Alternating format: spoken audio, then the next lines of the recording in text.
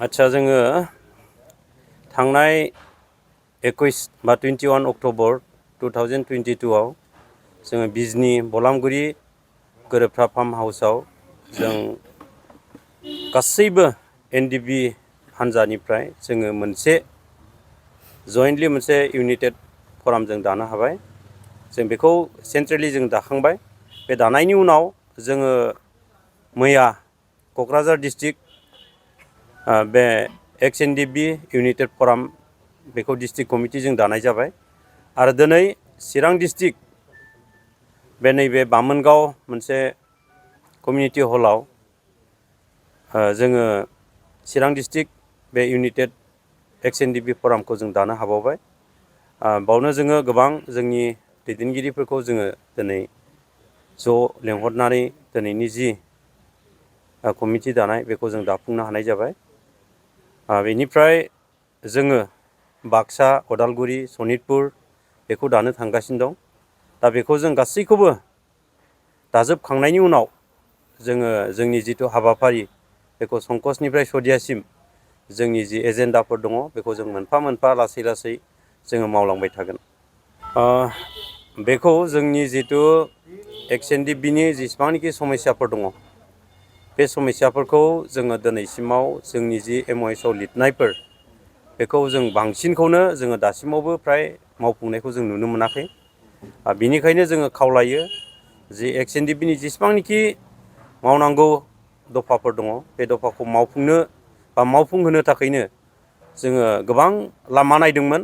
बे लामा नायसेयावबो दिनै बिथांमोना मावना होयैनि थाखाय जोङो दिनै बाध्य जादों जे एनडिबि मोनब्रैबो हान्जाया जोङो दिनैनि दिनाव जों खौसे जानानै जोंनि जि मोननांगौ मोनथायफोर बे मोनथायफोरखौ जाफुंहोनो थाखाय जोङो जिखि सरकार फैया मानो आसामाव एजिपि, बिजेपि, कंग्रेस बा जिखि फैया मानो जों बिसोरखौ जोङो प्रेसार ग्रुप हिसाबै जों होलांबाय थानो मावलांबाय थानो थाखाय जों बे आफादखौ जोङो दानाय जादों।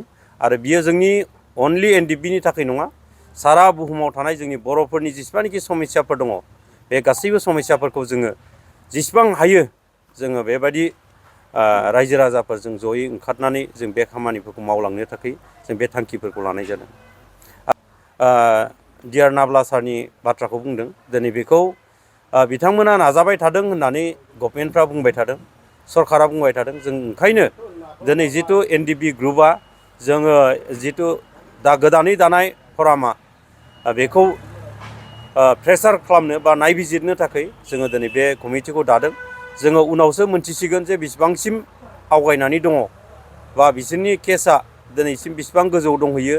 जों बेखौ थदबिद लानो बा जोंखौ तदन्त खालामनो थाखायबो जोङो बे हाबाफारिफोरखौ जों थांखिखौ लानाय जादों।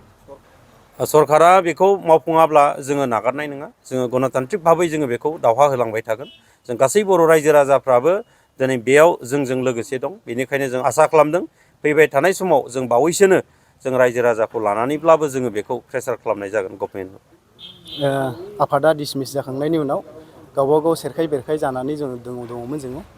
दा आफादा डिसमिस जादोंब्लाबो जोंनि समस्याफ्रा थालांनायखाय जोंनि गासै दैदेनगिरिफ्रा माने मोजां सिन्था खालामनानै जोंनो खौसे जानानै मावनांसिगोन होननानै दिनै बे थांखिखौ लानानै दाखालि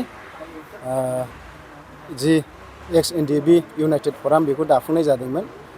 बेखौ दाखांनायनि उनाव गासैबो डिस्ट्रिक्टफ्रावबो डिस्ट्रिक्ट कमिटिफोर दानो होननानै बिथांमोना थांखि लानायाव क'क्राझार डिस्ट्रिक्ट दाखांनायनि उनाव दिनै चिरां डिस्ट्रिक्ट दाफैनाय जाबाय। दा बेवहाय जोंखौ बिबानगिरि, डिस्ट्रिक्टनि प्रेसिडेन्ट, बिथांमोनखौ सेक्रेटारि आरो गोबां बिदिनो अर्गेनाइजिं बिबानफोर होनानै जोंखौ होनाय जाबाय। ओमफ्राय जोङो सानदों जे बिनि दारै जोङो माखासे खामानिफोरखौ मावफुंनो हागोन होननानैहाय।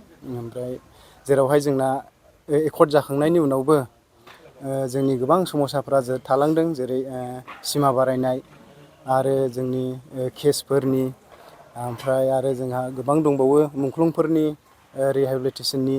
बेफोर खोथाफोरखौ लानानैहाय जोङो जयै खौसेयै जुदि मावोब्ला जोङो दावगानो हागोन होननानै जोङो सानदों। जोङो सरकारजों बा सावरायलायनायनि गेजेरजों आरो जोंनि गेजेराव जि समस्याफोर बेफोरखौबो, ओमफ्राय बाखि हाबाफारिखौ माखासे सम दावगालांनायनि उनावहाय जोङो आरो साबसिनै रोंलांगोन होननानै जोङो आसा थादों आरोखि। जोंनि चिरां जिल्लायाव प्रेसिडेन्ट हिसाबै चिरां जिल्लायाव प्रेसिडेन्ट हिसाबै आंखौ होनाय जाबाय ओमफ्राय बिथां बि पेंखा बिथांखौ सेक्रेटारि हिसाबै होनाय जादों बेनोसै।